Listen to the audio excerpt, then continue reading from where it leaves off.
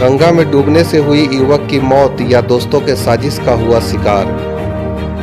राजधानी पटना से एक बड़ी खबर सामने आ रही है, जहां कुछ दिन पहले नगीना नगर कुम्हरार का रहने वाला एक युवक विकास कुमार पिता श्री रामधनी रजक का गंगा में डूब जाने के कारण मौत हो गई थी।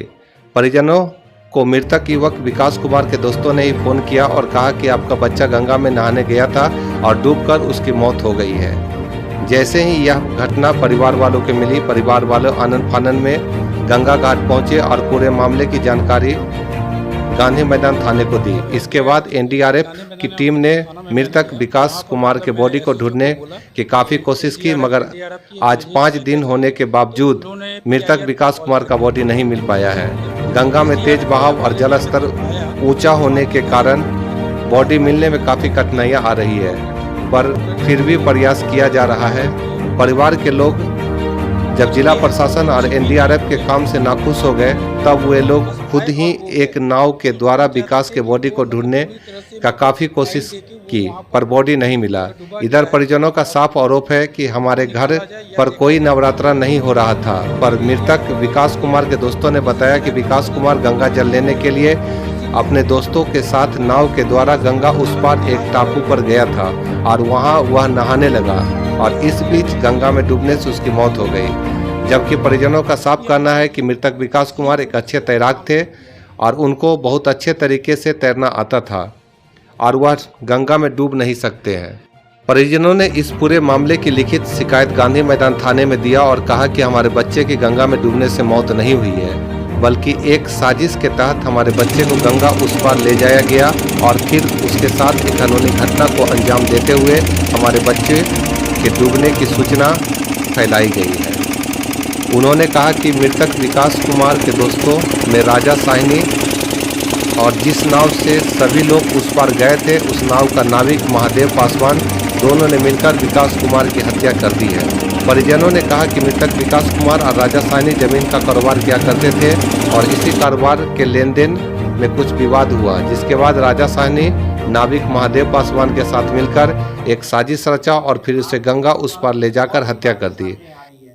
आप लोग बता रहे हैं कि हमारे भाई की हत्या की गई है, क्या है पूरा मामला? जी, मेरा मेरा कुमार जो सैटरडे शनिवार को घर से लगभग 1:30 बजे के आसपास में वो निकला था दवा लाने के लिए, माँ को बोल के कि वो दवा लाने के लिए जा रहा है।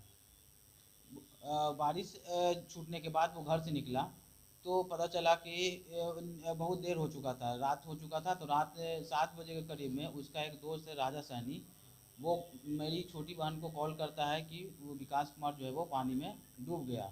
जब हम लोग वहाँ पे पहुँचे हैं तो ये पता चला कि वहाँ उसे वो जो है नाव पर 6-7 लड़के के साथ गंगा पानी नवरात्रा के लिए लाने गया था, और जिसमें 3 लड़के डूब रहे थे, जिसमें 2 लड़का 10 साल का था और एक विकास था। और ये लोग बोलते हैं कि वो डूब गया है और पता नहीं चला। ये राजा सहनी बोला और महादेव नाविक है जो पासवान, वो एक मुख्य जो आरोपी के तौर पे हमको लगता है, ये ऐसा लगता है कि ये एक मुख्य षड्यंत्र का रचना करके उसको हत्या किया गया है। नवरात्र मेरे यहाँ नहीं होता है, मेरे यहाँ नवरात्रा नहीं होता है, तो फिर गंगा पानी किसके लिए लेने जाएगा वो? लेकिन ऐसा बोल रहे हैं कि वो वहाँ पे नवरात्रा का पानी लेने गए थे, जो सरासर झूठ है। ये पूरी तरह से षड्यंत्र साफ साफ नजर आ रहा है। ये राजा साहनी के साथ और महादेव के साथ इनका पूर्व में भी रिलेशन रहा, कैसे रिलेशन था? क्या राजा सहनी रजिस्ट्री ऑफिस में मेरे भाई के साथ जो है एक सहयोगी के तौर पर काम करते थे, जो कि जमीन का कारोबार होता था, टिकट वेंडर जो था उस तरह का काम करते थे। और वहाँ पे ऐसा फाइनेंशियल तौर पे मुझे लगता है कि ये मामला है, बार बार ऐसा मुझे परेशान रहता था। विकास कुमार नाम था। तो विकास कुमार और राजा साहनी जमीन वगैरह का काम करते थे, लेन देन का मामला है, ऐसा लगता है। ऐसा है ही, क्योंकि वो जब साथ में मिलकर दोनों काम करते थे। हाँ, पैसे का लेन देन दोनों के बीच में भी। हाँ, पैसे का लेन दोनों के बीच में था। दोनों के बीच में ये विवाद भी था क्या? ये ऐसा तो नहीं था, लेकिन ऐसा तो हम बाहर रहते हैं, लेकिन हमको ये मेरा छोटा भाई अभी नहीं बता सका है, लेकिन ऐसा घर में पता चला है कि वो दोनों एक दूसरे के बहुत मतलब हमेशा साथ रहते थे एक दूसरे के। लेन देन के कारण भी ये हत्या की कुछ एकदम गुंजाइश की जा सकती है। पूर्णतः ऐसा लगता है कि ये पूरा षड्यंत्र करके इस हत्या किया गया है। इस पूरे मामले पर पुलिस क्या कर रही है? पुलिस अभी तक कोई भी एक्शन नहीं लिया है, ना ही किसी को हिरासत में लिया है, ना कोई पूछताछ है, कुछ नहीं, बिल्कुल मामले को ठंडा अवस्था में रख दिया गया है।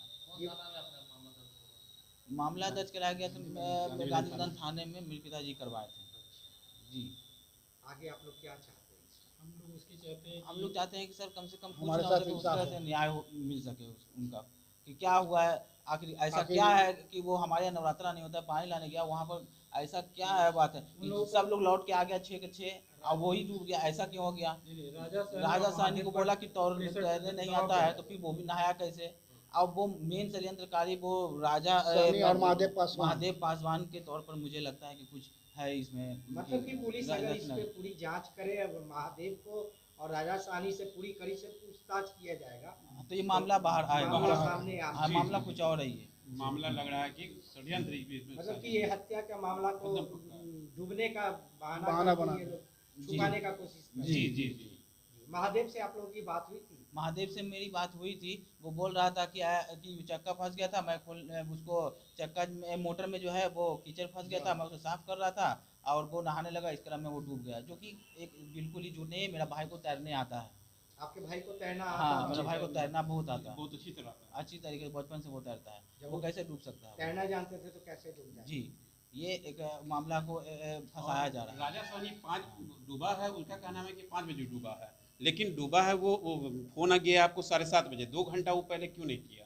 अच्छा, 2 घंटा तक ये लोग पहले बात को घुमाते रहे जी जी। और अंततः फिर आप लोग रात में 7:30 बजे हम पे फोन आया है, मेरी बहन पे, जो कि जमुई में जो कि वो जमुई में अभी कार्यरत है। कार्यरत है, शिक्षिका है। मतलब साफ है कि पूरा साजिश रचा गया है। जी सर, उसको साजिश की तहत उसको कांड का नाम दिया गया है।